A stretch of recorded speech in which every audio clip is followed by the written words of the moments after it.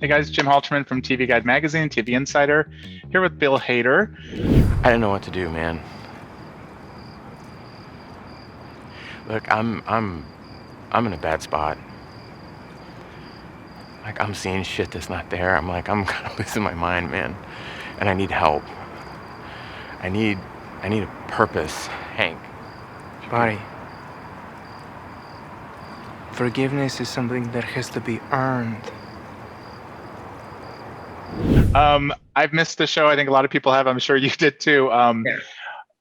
Did you always know what season 3 would be? You guys were just paused because of a pandemic, or did it kind of change over that time? It kind of both. Like, we knew what it was, and then because in the pandemic, it was a year and a half of time off. We rewrote a pretty substantial part of season 3. So, but the big kind of tentpole moments were all the same.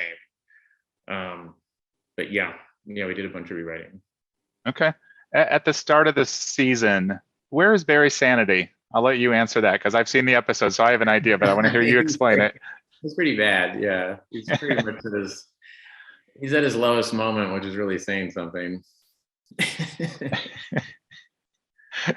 Yeah, we won't spoil much beyond that.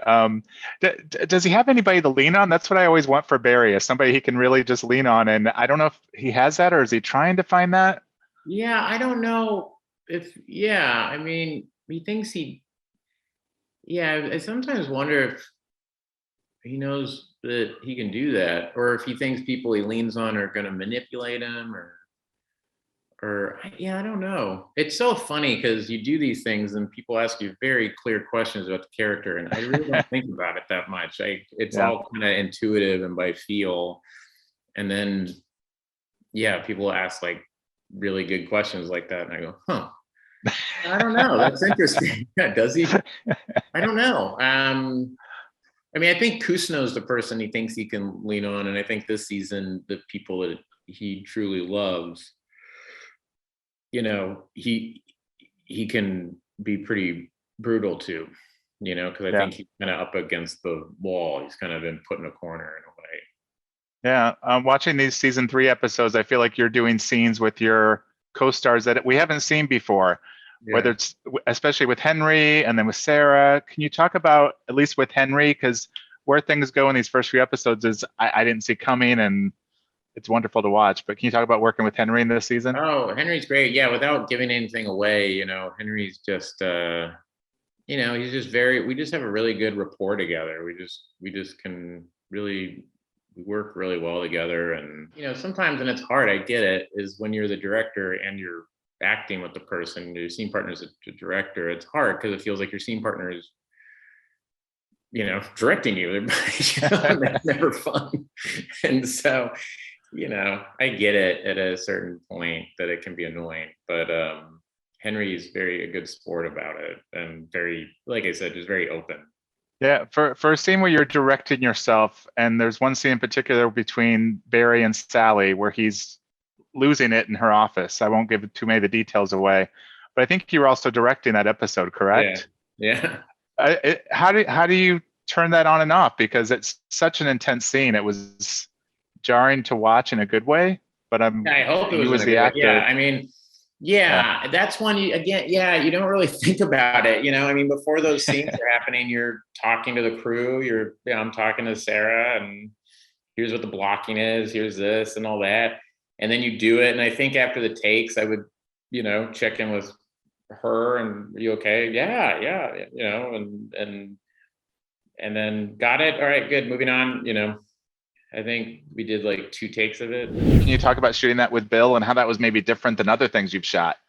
Yeah, I mean, it was totally different from other things we've shot. And as Barry is, losing it this season, we are seeing new shades of his 2 worlds colliding.